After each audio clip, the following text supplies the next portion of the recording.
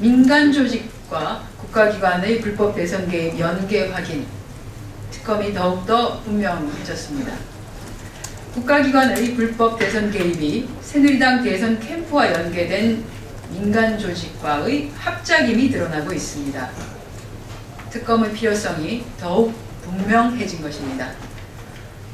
어제 검찰은 국가기관인 국정원과 새누리당 민간 조직이었던 십자군 알바단이 연계해 대선에 조직적으로 개입했다는 정황을 파악했다고 밝혔습니다. 국정원 직원의 트위터 계정 중 일부가 지난 대선 때 박근혜 후보를 위해 불법 선거운동을 한 시발단 활동에 사용되었다는 것입니다. 군 사이버사 요원 역시 시발단 계정의 글과 국정원 계정의 글들을 퍼나른 정황이 이미 확인된 바 있습니다. 이로써 국정원, 시발단, 군 사이버사의 기민하고 긴밀한 삼각연대, 삼각연계, 박근혜 후보 당선시키기 합작 의혹이 더욱 커졌습니다. 후보 캠프와 연계된 이러한 민간 조직과 국정원, 국가기관이죠. 이런 국가기관이 서로 도우며 대선에 개입했다는 것은 당시 이명박 정부와 후보 캠프와의 모종의 커넥션이 있었던 것이 아니냐는 의심을 더욱 키우기에 충분합니다.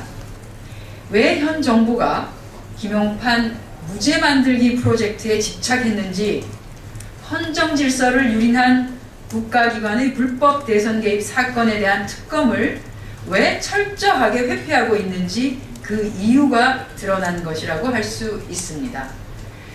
특검만이 정답이고 특검만이 해답입니다. 새누리당과 박근혜 대통령은 더 이상 진실을 은폐하려 하지 말고 특검을 수용해야 할 것입니다. 공무원 간첩 증거 조작 사건에 대해 검찰이 국정원과의 선긋기를 시도하는 것으로 보입니다. 검찰 셀프 조사팀이 법무부를 통해 이번 사건과 관련 중국의 형사사법 공조를 요청했다는 것인데요. 검찰은 이번 사건의 문제를 국정원의 자료 조작 여부로 집중하려고 하지만 검찰의 잘못까지 덮을 수는 없을 것입니다. 검찰의 허위 의견서 등 검찰의 증거 조작의 가담 문제는 여전히 의혹투성이이고 국정원과 검찰의 공범 의혹은 더 커지고 있을 뿐입니다. 무리한 공소 유지를 위해 허위 의견서까지 만들어내며 사법 질서를 왜곡하고 훼손하려고 한 담당 검사들은 오히려 수사 대상일 수밖에 없습니다. 이번 사건과 관련해 검찰은 국민이 기대하는 진실을 밝힐 자격을 잃어버렸습니다. 더 이상 셀프 조사로 사건을 축소하고 왜곡하지 말고 국정조사와 특검을 받아들여야 할 것입니다. 새누리당도 이러한 국가기관의 심각한 범죄 혐의에 대해 더 이상 방관하고 옹호하지 말고 특검 수용으로 국민적 의혹 해소에 앞장서야 할 것입니다. 복지 사각지대 해소, 복지 정책은 전면적으로 재검토되어야 합니다. 서울 송파구 세 모녀 동반 자살 사건과 동두천 모자 자살 등 생활고를 비관한 동반 자살이 잇따르고 있습니다. 안타까운 죽음의 행렬이 제발 멈추기를 바랍니다.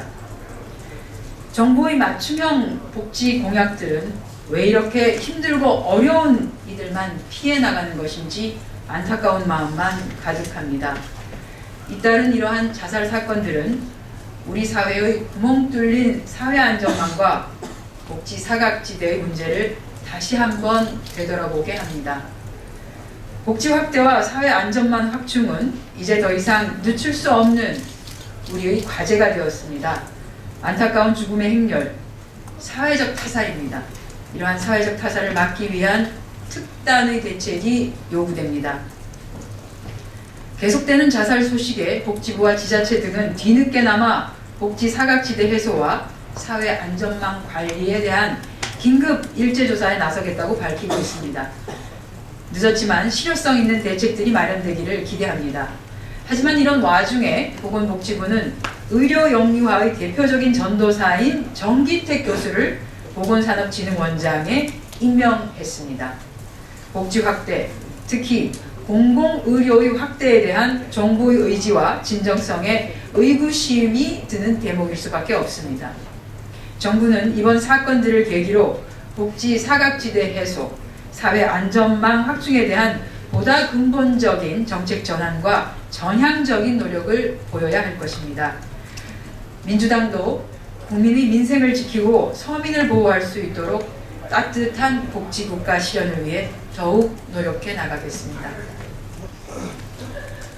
공지 하나 드리겠습니다. 오늘 신당 추진단 회의가 오늘 오후 2시 국회의원회관 308호에서 열립니다.